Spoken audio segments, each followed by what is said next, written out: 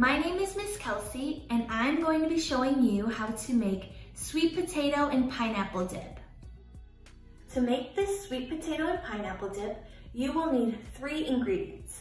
The first ingredient is 1 40-ounce can of sweet potatoes, and these come stored in heavy syrup, so make sure to drain and rinse these before using them.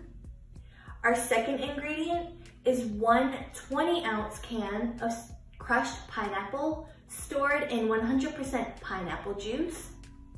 And our third and final ingredient is ground cinnamon, and we will use about 1.5 teaspoons of ground cinnamon. Before we get started, we need to make sure that we wash our hands with warm water and soap for at least 20 seconds. Now to make this recipe, I'm going to be using a blender, but if you don't have a blender at home or you're not old enough to be using a blender by yourself, you can use a potato masher or a fork to mix your ingredients together. Now the first thing I'm going to do is add our 3 ingredients into the blender cup. So I'm first going to start with our canned pineapple in the juice.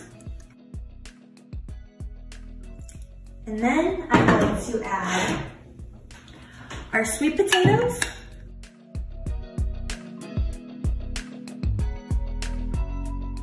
Lastly, I'm going to add our cinnamon.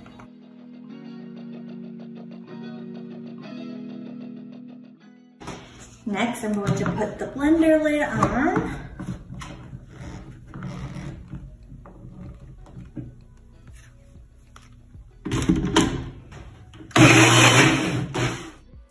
Now blend or mix ingredients until smooth.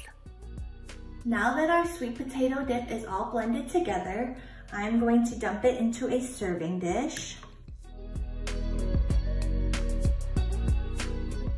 This is a yummy recipe that you can enjoy by itself, or I really like to pair it with graham crackers.